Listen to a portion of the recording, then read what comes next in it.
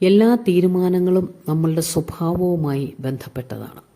നമ്മൾ നല്ല തീരുമാനങ്ങളും തെറ്റായ തീരുമാനങ്ങളും എടുത്തിട്ടുണ്ട്.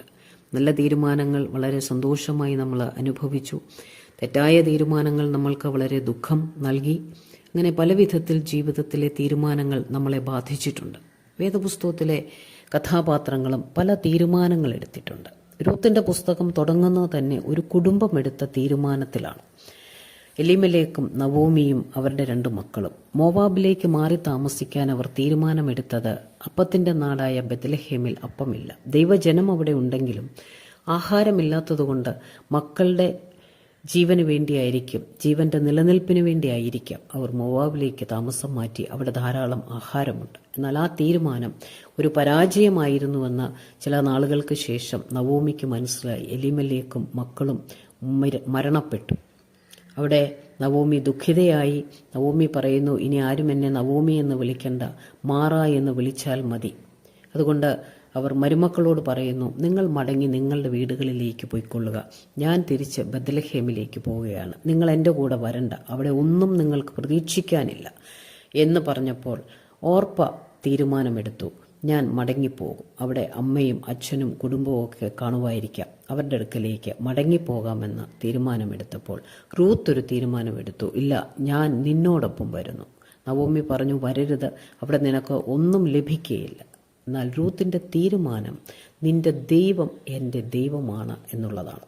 ആ തീരുമാനം എങ്ങനെ ഉണ്ടായി എന്ന് ചോദിച്ചാൽ ഒരു പക്ഷേ നവോമി മക്കൾക്ക് വിശദീകരിച്ചു കൊടുത്തു കാണും ബെത്ലഹേമിനെക്കുറിച്ചും ജീവനുള്ള ദൈവത്തെക്കുറിച്ചും ദൈവത്തിൻ്റെ പ്രവൃത്തിയെക്കുറിച്ചും.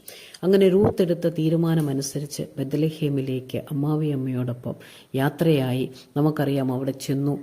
അവിടെ കൊയ്ത്തിന്റെ കാലമായിരുന്നു. ഇവർക്കൊന്നുമില്ലാത്തത് കൊണ്ട് ദൈവജനത്തിന്റെ നിയമം അനുസരിച്ച് പരദേശിക്ക് കാലാ പെറുക്കാനുള്ള അവകാശമുണ്ട്. അങ്ങനെ റൂത്ത് ബോവസിന്റെ വയലിൽ കാലാ പെറുക്കാനായിട്ട് പോയി. ആ വർഷം അങ്ങനെ കഴിഞ്ഞുപോയി. എന്നാൽ അടുത്ത വർഷത്തിലേക്ക് നാം നോക്കുമ്പോൾ ആ വയലിന്റെ ഉടമസ്ഥയായി റൂത്ത് മാറി, ബോവസിന്റെ ഭാര്യയായി താൻ തീർന്നു. അതെല്ലാം നമുക്കവിടെ കാണാനായിട്ട് കഴിയും.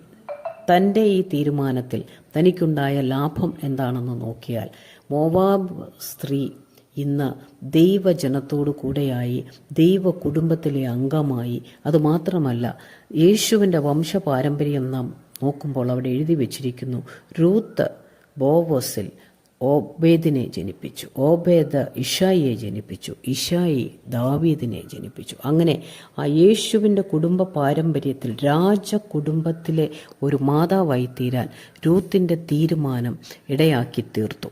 ദൈവമക്കളായ നമ്മളെ പൗലോസ് ഓർപ്പിക്കുന്ന ഒരു കാര്യം ഇങ്ങനെയാണ്. 2 കൊരിന്ത്യർ 10-ാം അധ്യായം അതിൻ്റെ 5-ാം വാക്യത്തിൽ, ദൈവത്തിൻ്റെ പരിജ്ഞാനത്തിന് വിരോധമായി പൊങ്ങുന്ന എല്ലാ ഉയർച്ചയും ഇടിച്ചു കളഞ്ഞ് ഏതു വിചാരത്തെയും ക്രിസ്തുവിനോടുള്ള അനുസരണത്തിനായിട്ട് പിടിച്ചടക്കണം എന്ന് നമ്മളെ ഓർപ്പിക്കുന്നു. ദൈവ പരിജ്ഞാനത്തിന് വിരോധമായി പൊങ്ങുന്ന ഒരു ഉയർച്ചയ്ക്കും നമ്മൾ തീരുമാനമെടുക്കാതെ ദൈവത്തിനു വേണ്ടി തീരുമാനമെടുത്താൽ, ദൈവനാമത്തിൽ തീരുമാനങ്ങൾ എടുക്കുമ്പോൾ, ദൈവത്തിന് ഹിതകരമായ തീരുമാനമെടുക്കുമ്പോൾ നമ്മുടെ തീരുമാനങ്ങളിൽ ദൈവം അനുഗ്രഹിക്കുകയും നമ്മളെ ഒരു ഉന്നതമായ നിലയിലേക്ക് നടത്തുകയും ചെയ്യുവാൻ ദൈവം പ്രാപ്തനാണ്. അതുകൊണ്ട് കണ്ണടച്ച് ദൈവവചനപ്രകാരമുള്ള തീരുമാനങ്ങൾ മാത്രം നാം എടുക്കുക. നടത്തുന്നവൻ ദൈവമാണ്. അതിനായിട്ട് നമ്മളെ സമർപ്പിക്കാം.